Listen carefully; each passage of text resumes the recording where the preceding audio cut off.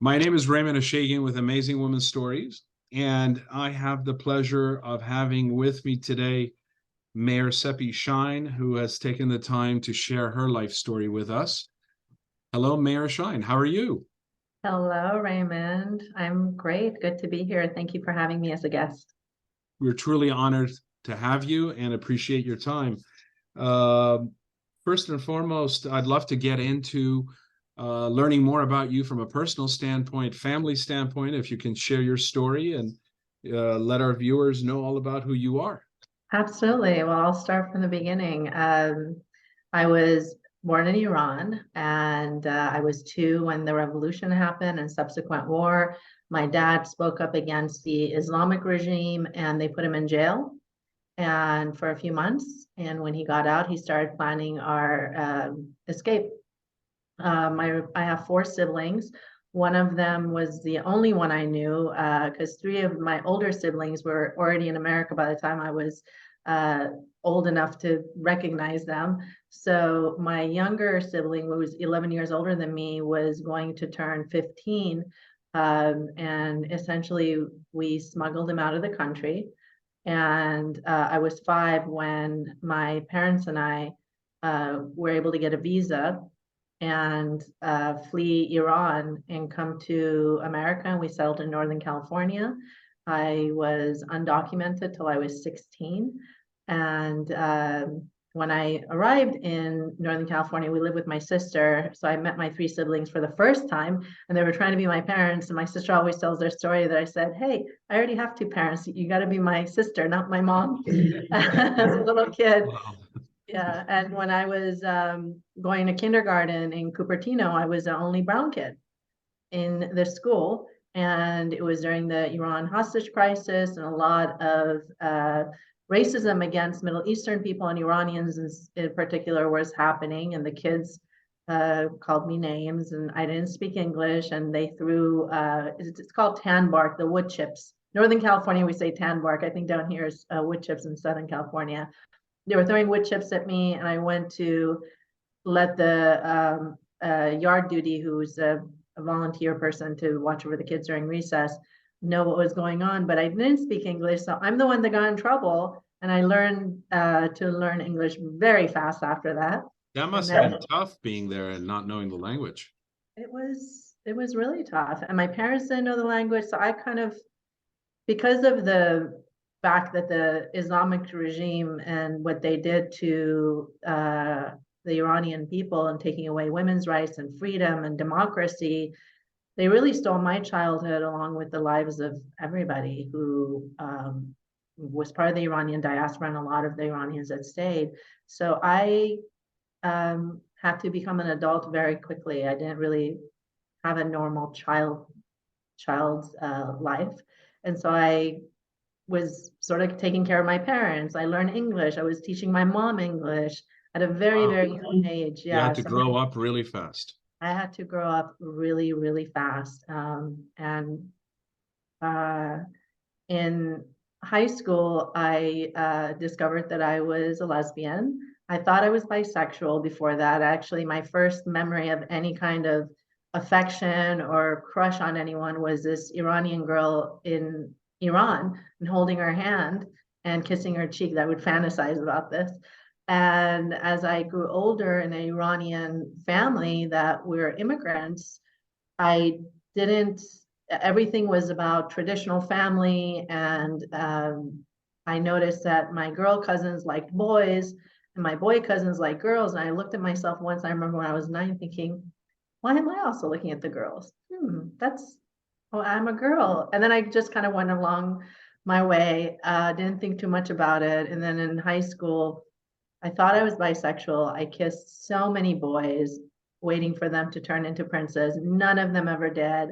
And then the first time I kissed a girl, wow, it was fireworks. It was everything I ever saw in romantic movies at the movie theater. And I knew that I was lesbian. And so I came out. And of course, there was a lot of homophobia in my high school. The younger boys And within the didn't family, understand. I'm sure, being Iranian, I know that Oh, it's not easy. no, it wasn't easy. My dad was very homophobic whenever there was a pride. parade on TV, he would say things like they should kill all of them, put them all on an island, get rid of them. And it was very hurtful because I was in the closet. And so that was very hard. But I came out to my mom when I was 19 and I prepped her. I was very, very close to my mom. She was my best friend. And so I prepped her. I gave her the book that Betty DeGeneres wrote about Ellen DeGeneres is coming out. I said, can you read this? And then I gave her another book called Prayers for Bobby, which was about a young boy in Walnut Creek that committed suicide after he came out to his mom, who was very religious, and she just would put scriptures up and just so much judgment and put a lot of pressure on him because of her misinterpretation of the Bible. And so she went on after his suicide to have a crisis, spiritual crisis, and eventually ended up becoming an LGBTQ advocate. So I came out to my mom, then eventually to my family. And I've always just known that I need to be authentic. I can't be anything other than who I am. And I'm so glad that my dad specifically helped us flee Iran because I probably would have been killed because I wouldn't be able to be in the closet and not be who I am. And so my parents and family went from just, being upset at first, having to go through their normal grief. And I just stood in my courage and who I was and helped them understand by having conversations and being mature about it. Conversations after conversations after conversations. And every time they would say something that was not okay, for example, I had a 10-year relationship with another Iranian, Assyrian, and Armenian woman, and they used to call her my friend, and we were partners. And I would correct them, say, no, she's my partner. And let me tell you why. You shouldn't say friend. And have these conversations. They went from being tolerant to accepting to embracing, and now they all advocate for the LGBTQ community. And it's just wonderful. Yeah. patience and conversations. But I do want to share a pivotal story that put me on the trajectory to where I am today. My girlfriend and I, her name is Bentrish, back in 1997, second year of college, we were sitting at a gay-friendly coffee shop. There were no gay coffee shops, owned coffee shops really back then, not men. Actually, they may have been one called Leviticus in San Jose, but we were at another one that was friendly, and the management had changed. And we were sitting in the patio, drinking our lattes, talking about what graduate schools we wanted to go to, what dreams we had together for the future. The next thing I know, the manager and a police officer were standing above us. And the police officer looked down at us and he said, you two need to get up and leave. The manager doesn't want your kind in this establishment. Wow. And then he blew a kiss and winked at me. And as two young Iranian immigrants, it was really scary because it was an abuse of power similar to what happened with the Revolutionary Guard in Iran. And just as Iranian American, shocking. It was shocking. It was hurtful. It was degrading. We just got up. We ran out of there. We were in tears. And because we had just come out, well, I had just come out to my mom recently, and she hadn't come out to her parents. We didn't have a support network. Yeah. So we were driving around the freeway. I finally had it. I pulled the car over and I turned to her and I said, I'm tired of feeling powerless. We need to go to law school, learn the law, and stop this from happening to others. And that's what we did.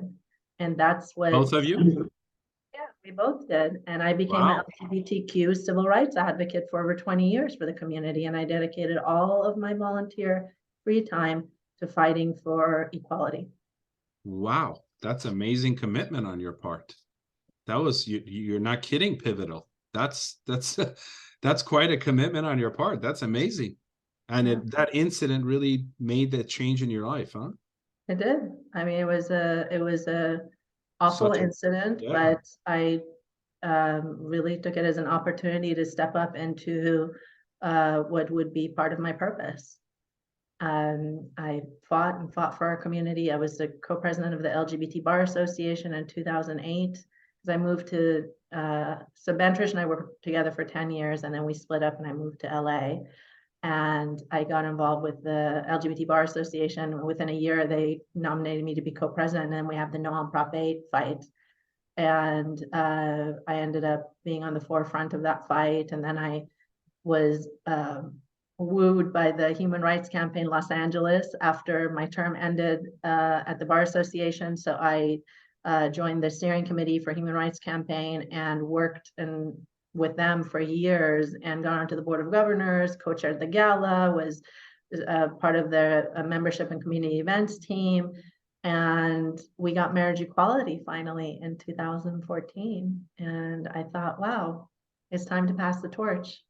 In every room I was in, by the way, Raymond, in these spaces, LGBTQ spaces, I was often the only woman of color, often one of 2 or 3 lesbians or queer women.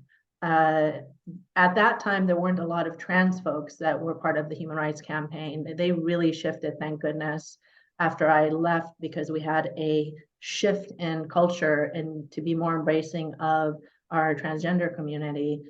But I worked really hard to recruit women, queer women, and people of color to create more diversity within these organizations.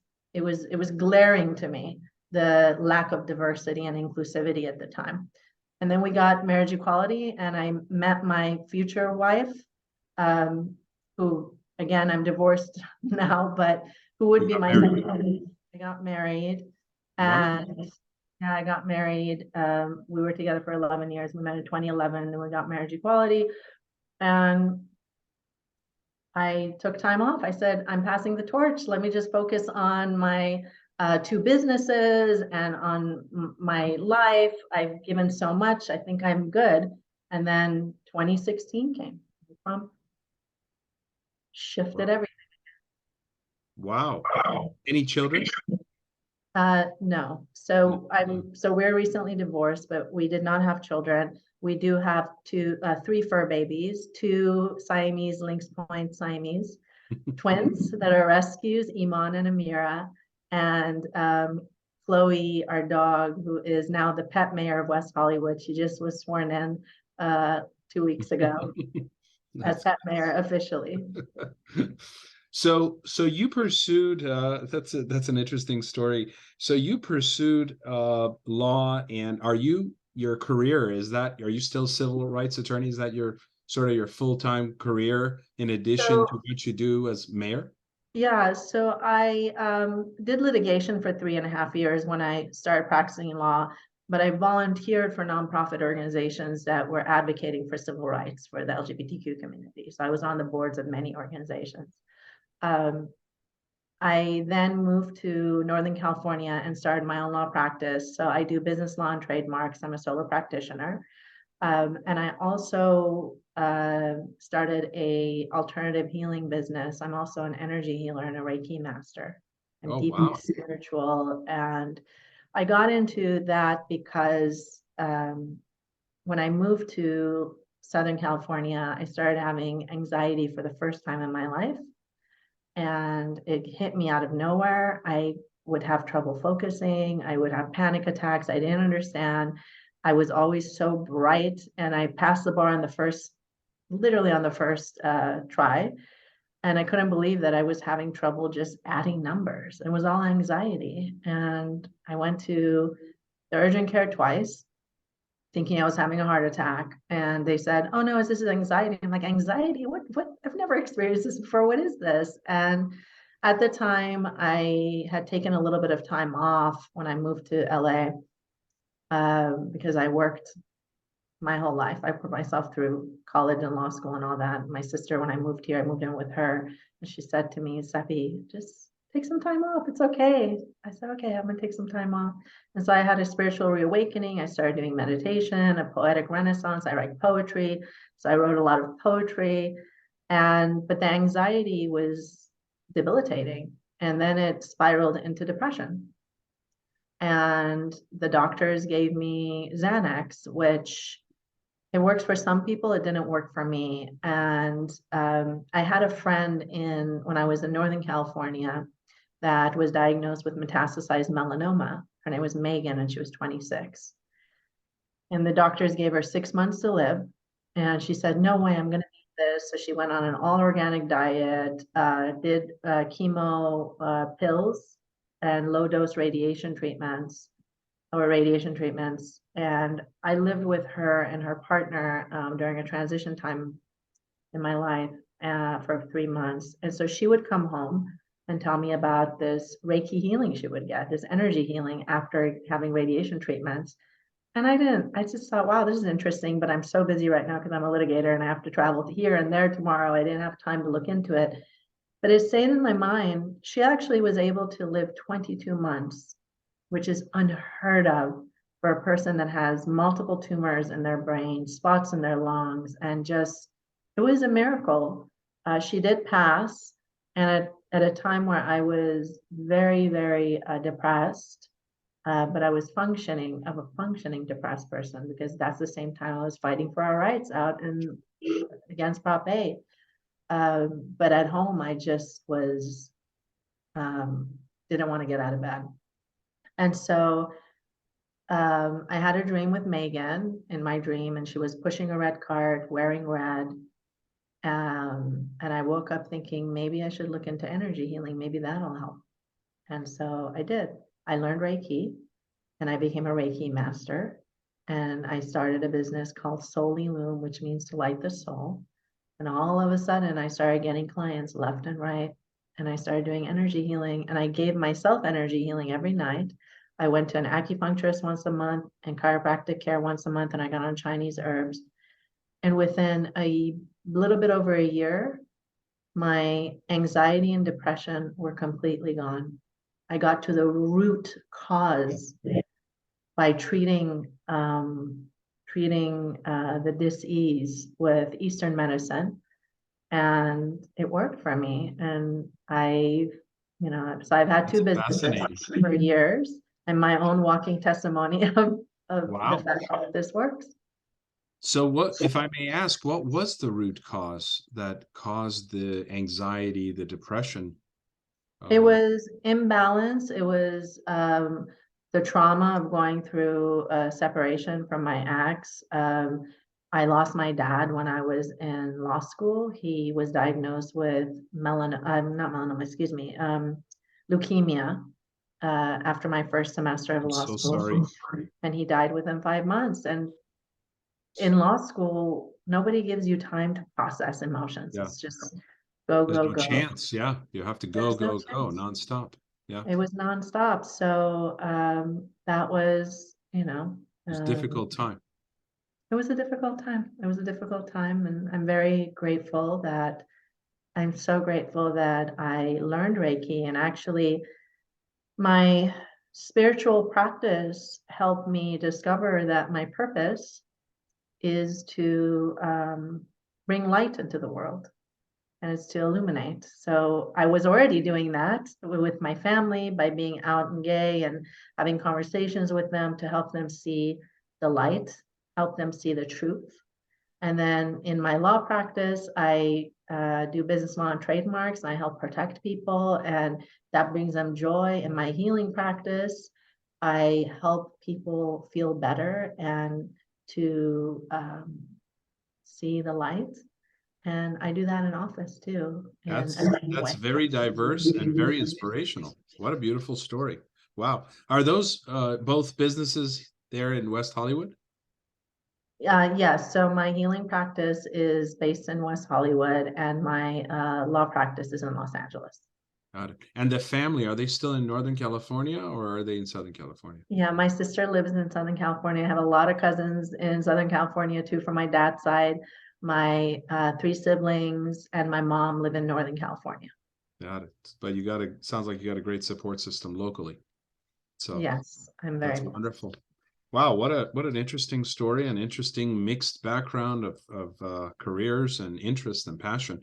So at what point did you choose to pursue getting involved in, the political arena? So in 2018, while I was, so I went back to HRC after Trump became president, because I just saw our rights being obliterated again. I thought, well, I'm back. I need to get back. Apparently my job is not done. You need me. Yeah, so you need, and they were very, very happy to have me back. And so I joined the Human Rights Campaign again. And this time I was co-chair of the political committee. So I was helping pro-equality candidates with phone banking, fundraising, and organizing. And so I learned a lot more about politics then.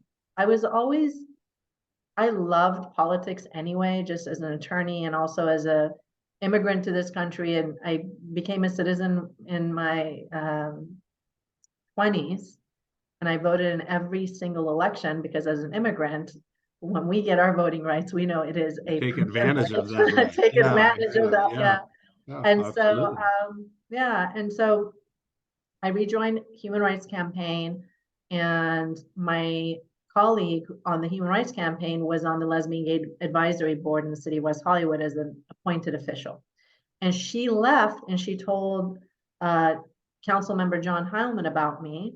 And so he interviewed, she said, you should take my position. I thought, oh, that's interesting. Sure, let me go check this out.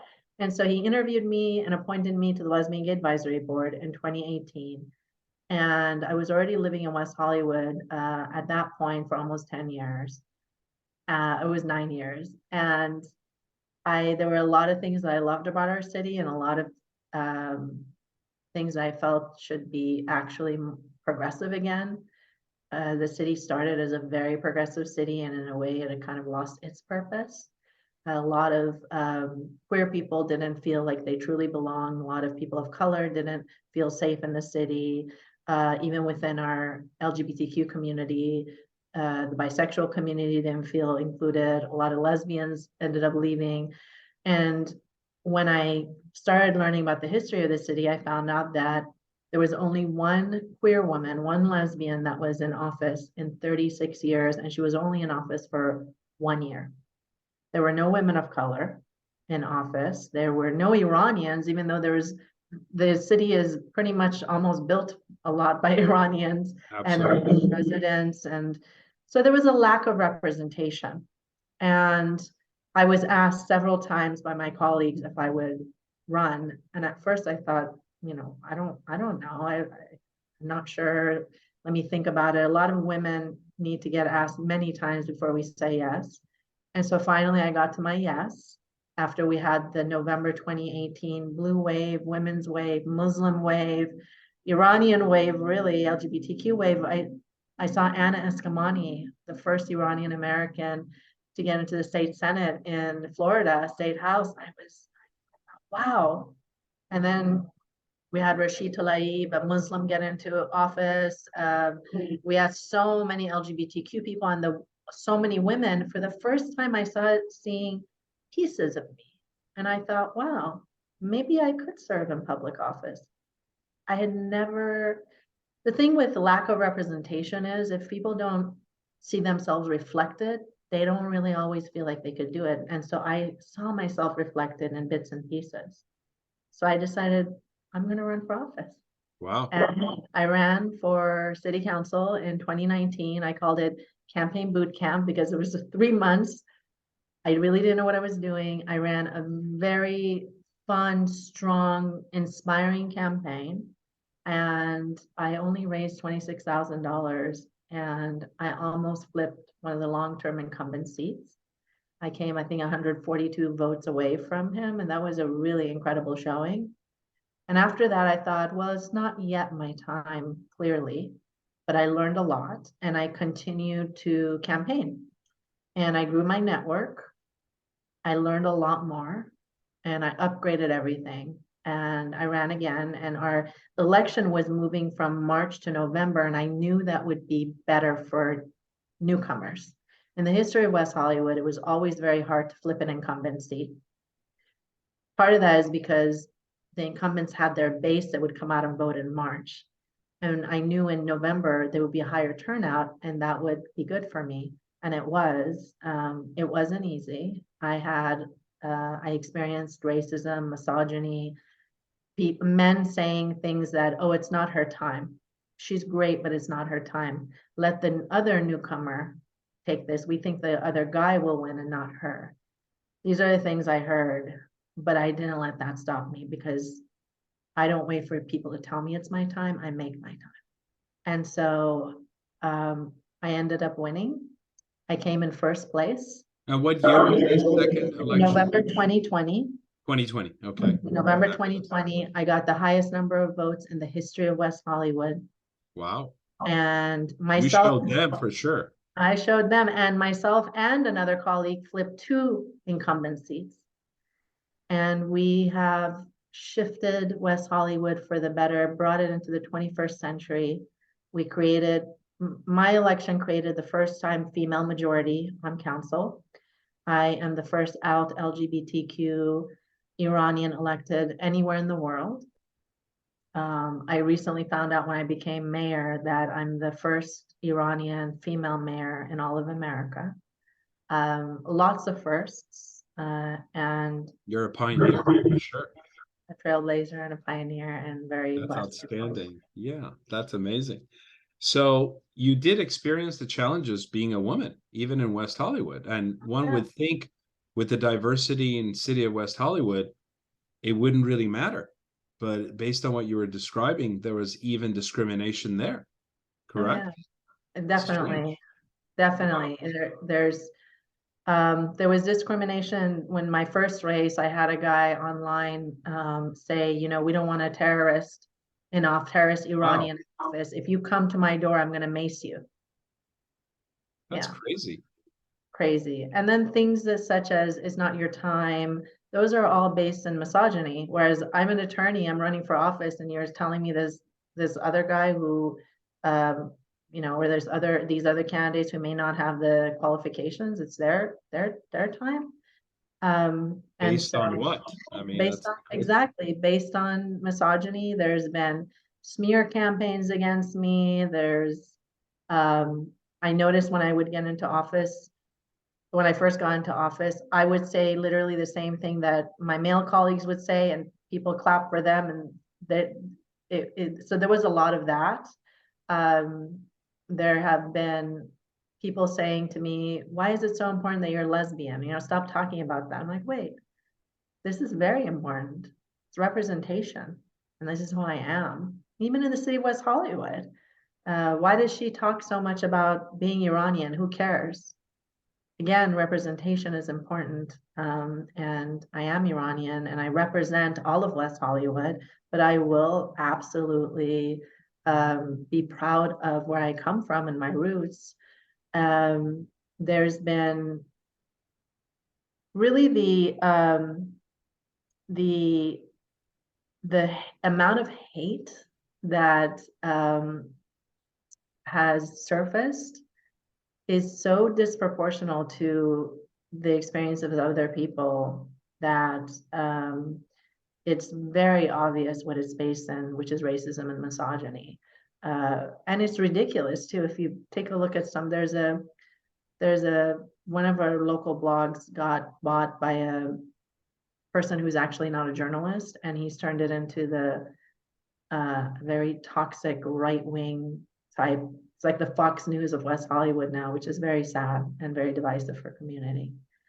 So on the good end, I passed more than 60 items in my first 2 years. When I ran, I was very transparent about what I wanted to do, and I kept every single promise in 2 years.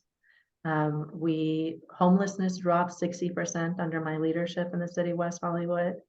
We passed the nation's first multi-stall gender neutral bathroom bill. And then we even co-sponsored a bill that went to the state because we needed to change the plumbing code so that every local city can do what we did. And we accomplished that as well. Unanimously, Republicans and Democrats and everybody voted yes for this because it made sense. We passed the strongest tenant protections in the county. Our city is 80% renters, and I'm a renter myself, actually. We created a lot of policies to create more affordable housing in our city. We developed something I'm so proud of was that I spearheaded was the creation of 24/7 mobile behavioral health crisis response units. So we're creating a third responder system in our city that will greatly reduce law enforcement response to homelessness so that the law enforcement can focus on what they were experts in. And we were able to get $300,000 in appropriations funding from Congressman Schiff from the federal government for these units, and they're going to be up and running in the third quarter. And they're going to be great for our unhoused residents and our residents that are having behavioral health issues. And we're doing a lot of things that are creative and doing them differently. We raised the minimum wage to the highest in the country, including paid time off and sick time off for all employees in our city. So we've made a lot of substantial changes and done so by creating more equity and inclusivity. One of my big campaign promises that I ran on was to create a social justice task force made up of all Black, Indigenous, and other people of color that would meet and be appointed by City Council and meet for over a year to come up with policy recommendations for us to help dismantle systemic racism, and they did.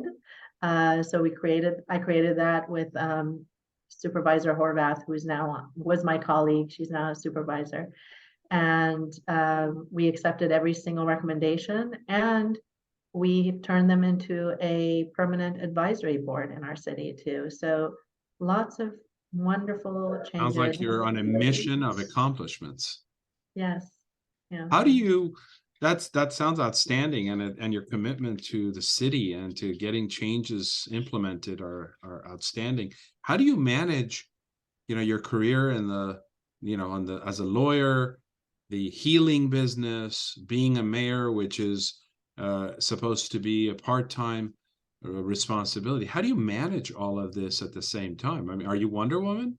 Yes, I guess I'm Wonder Woman and running for Congress too. So I'm running for Adam Schiff's congressional seat on top of that.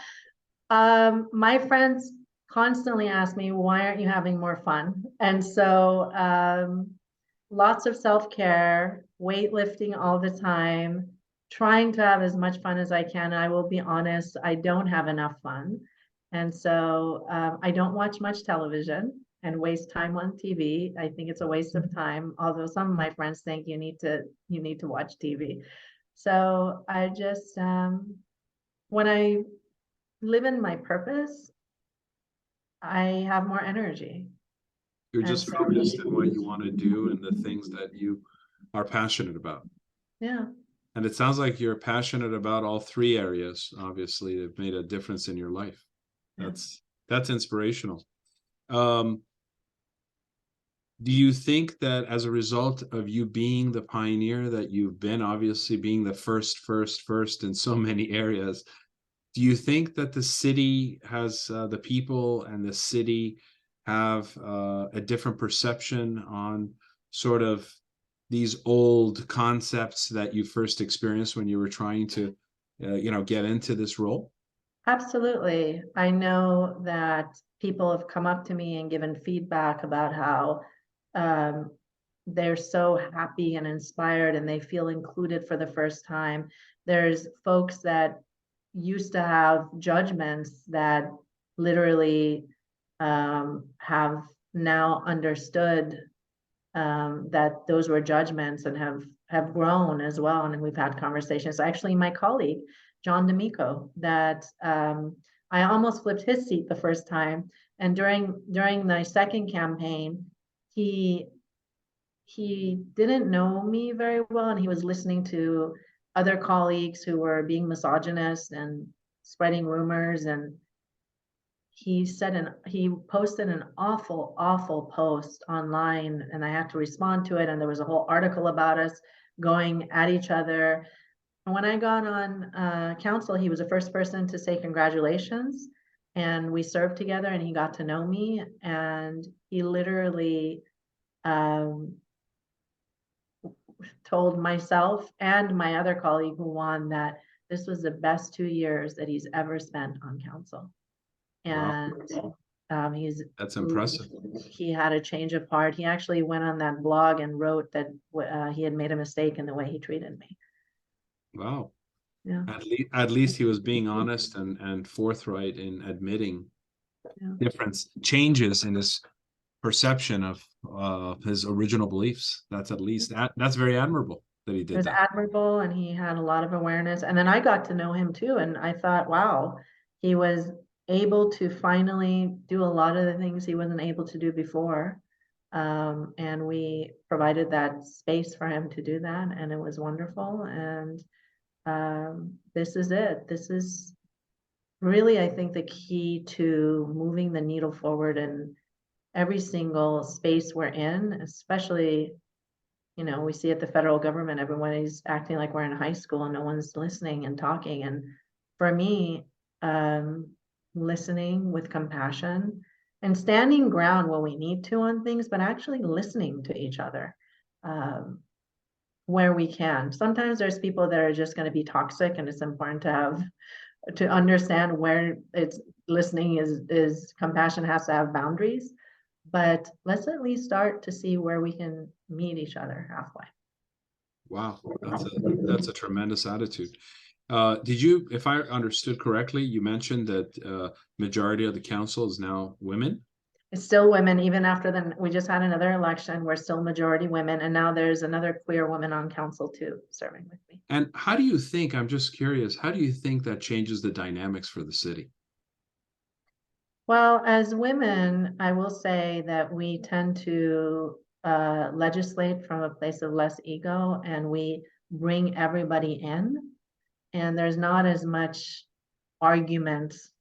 And so we really get to the facts and the points. And ever since I've been mayor, I promised that our council meetings would end no later than 11:30, and most of them have been ending before 10. Wow. So You're achieving your target for sure. achieving the target, and it's a great environment. I have to say, my colleagues and I will disagree on some things, but at the end of the day, we get along, and we're good. Well, mutual respect is obviously the key, right? That's one of the key elements. So one final question for you. What is your message, your inspirational word of advice to other viewers, the women who come in to listen to you and your story? And I can't thank you enough for sharing so much personal information. I think it's outstanding, inspirational, admirable. It's impressive.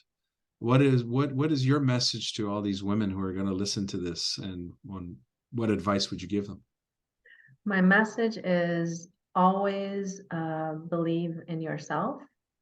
Really believe that you can do anything that you put your mind to. And the most important thing in life is to really be in tune with your intuition and know the difference between intuition and fear.